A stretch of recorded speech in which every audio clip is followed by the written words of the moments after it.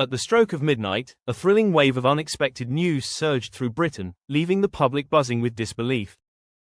Keir Starmer, once seen as the beacon of trust and stability, stepped into the spotlight with a determined demeanor to share an announcement that could reshape the very fabric of our nation. After weathering a storm of scandals, relentless protests, and mounting pressure from King Charles and his own Labour Party, Starmer made a daring move.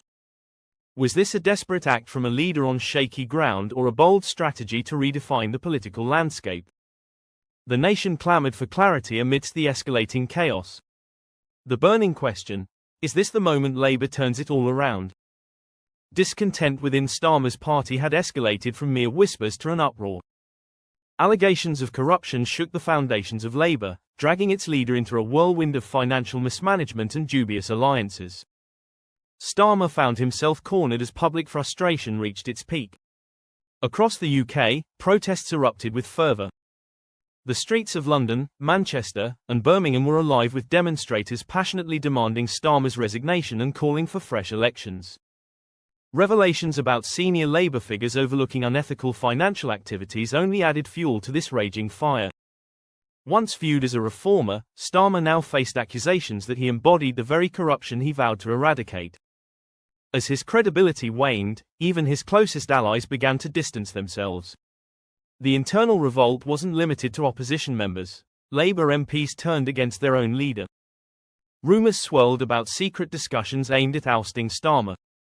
Some argued that his leadership had become a liability while others feared Labour's collapse if he left. The party was engulfed in conflict, diminishing Starmer's authority with every moment of indecision. Seizing this golden opportunity, Rishi Sunak and his Conservative allies launched an aggressive campaign against Starmer.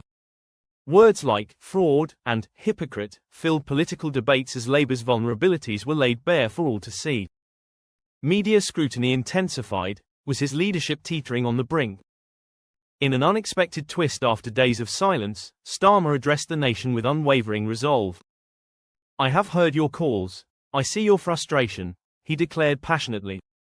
Trust in politics is at its lowest point. But here came the shocker: he wasn't stepping down but instead announced a snap general election. This declaration sent shockwaves throughout Britain. Was it sheer political genius or sheer desperation? Reactions flooded in swiftly. For some, it marked an essential step toward restoring public trust. Others criticized it as reckless, a plunge into uncertainty for political survival. The already fractured Labour Party splintered further as MPs scrambled to voice their positions.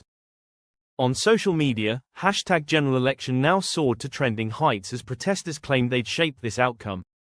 Yet lingering questions remained. Was this triumph for the people, or had Starmer embarked on one of his most perilous gambits?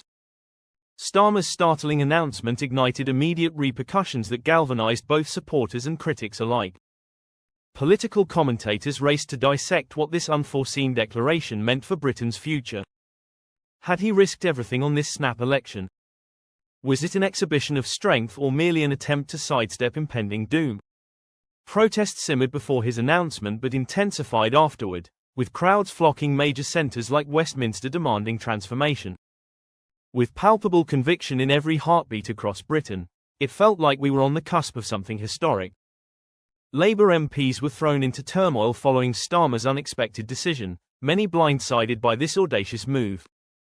Reactions ranged from subdued concern to outright fury among those who felt unprepared for such drastic action. While some viewed it as necessary for rebuilding public trust, even fraught with risks, the internal rift within Labour had never been clearer. Reports emerged that senior cabinet members implored him to reconsider, cautioning that their reputation was already hanging by a thread. Yet undeterred by dissenting voices, Starmer stood firm in his decision, insisting that fresh elections were vital for restoring faith in democracy itself. But questions lingered. Was this truly about democracy or merely quelling growing calls for resignation? Meanwhile, Rishi Sunak wasted no time launching vigorous attacks against him, seizing upon any sign of weakness. In a hastily organized press conference shortly after Starmer's announcement, Sunak exuded calculated confidence, declaring, "This isn't leadership, it's chaos." He accused Starmer of letting down British citizens while dragging them into unwinnable elections, a message resonating loudly across media platforms painting Labour as embroiled in scandal while portraying their leader as increasingly isolated. Tory strategists quickly drafted plans viewing Labour's internal disruption as potential goldmine opportunities, but beyond parliamentary walls lay true contests unfolding among everyday citizens' hearts and minds.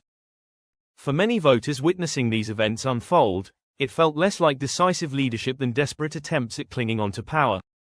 Investigative journalists continued probing corruption allegations, igniting this crisis, uncovering deeper layers than previously believed within Labour ranks. Leaked documents hinted at secret meetings alongside dubious donations, fueling relentless headlines, amplifying scandalous narratives. Labour scandal deepens.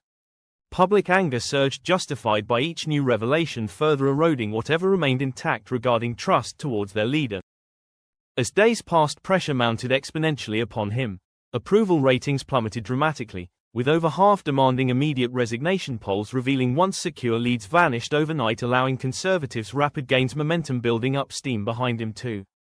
Then came unthinkable moments when even members began openly calling out demands, urging him step aside, while whispers transformed into declarations broadcast live across television screens nationwide. Labour's internal strife escalated rapidly, morphing into full-blown conflict threatening dire consequences ahead. But still resolute Starr stood tall, reaffirming commitment, stating boldly, "The British people deserve choices." His words rang strong, yet expressions betrayed immense weight carried upon shoulders bearing burdensome realities confronting him daily. No longer merely battling Tories alone, now fighting survival within own ranks, the very leader who vowed stability found himself caught amid unforeseen tempest brewing fiercely around him. With Britain bracing itself unexpectedly gearing up towards general elections, the entire political landscape morphed into battlegrounds where stakes soared high above expectations set forth earlier, leading major outlets scrutinizing motives, pondering implications looming ahead concerning future prospects awaiting Labour Party itself. Inside headquarters, panic levels surged sky high, strategists scrambling frantically, attempting mitigate fallout stemming from recent events unfolding rapidly without coherent strategies established beforehand, hardly surprising given besieged nature surrounding their beleaguered leader, facing pressures mounting relentlessly coming from all angles. Doubts pervasive among voters took root due primarily to corruption scandals coupled alongside ongoing turmoil publicly displayed, tearing apart unity once shared amongst party members, now devolving into open rebellion, questioning legitimacy surrounding current leadership, altogether intensifying flames consuming credibility built painstakingly over years past. Some believe bold moves initiated calling forth elections might redirect narratives, presenting authoritative stances showcasing control, instead backfiring spectacularly, allowing Tories capitalize, fully exploiting chaos unleashed throughout society, rallying support behind him, effectively framing contests not merely between parties but referendum integrity itself, questioning whether anyone could truly be trusted anymore moving forward. Public response unequivocal, trust dwindling rapidly, reflected stark shifts, polling data indicating collapse, previously strongholds reducing gaps, statistical dead heat emerging, suggesting Conservatives gaining ground steadily despite challenges faced internally.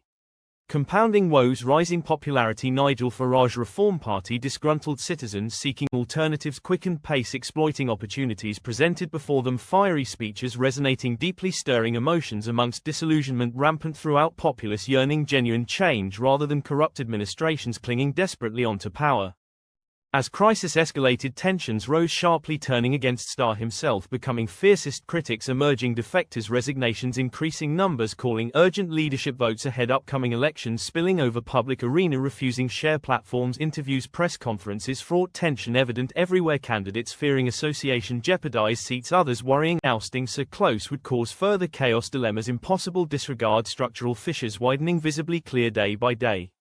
Then another shockwave hit, leaked reports unveiling deeper layers, financial mismanagement, ethical breaches surrounding Inner Circle implicating high-ranking officials already distancing themselves away from Starr, revealing no longer solely focused individual, entire party facing scrutiny, igniting further demands, accountability growing louder, nationwide protests erupting, feelings betrayal amongst demographics promised champion working class, disillusioned hopefuls alike. In strained efforts regain control, Starr addressed nation tense broadcast, vehemently denying allegations, dismissively labeling politically motivated attacks, reiterating commitment towards upcoming election, asserting boldly, "We will not be intimidated."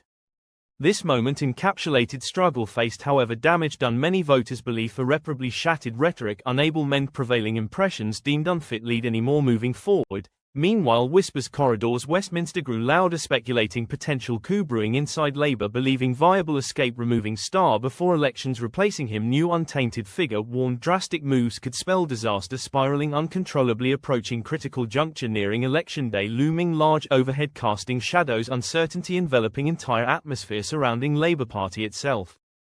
As campaign formally commenced, Britain stood pivotal juncture, transcending policies, mere platforms, questions, trust, integrity, essence, democracy itself. Would Starr manage navigate through turmoil, restore reputation alongside parties standing amidst challenges posed ahead? With excitement crackling through air, anticipation palpable, millions flocked polling stations around country. More than just another general election felt pivotal moment. History, scandals, protests, intense debates led junction. Would public grant Keir Starr another opportunity? Downfall, career awaited next. Uncertain yet thrilling journey unfolded ahead.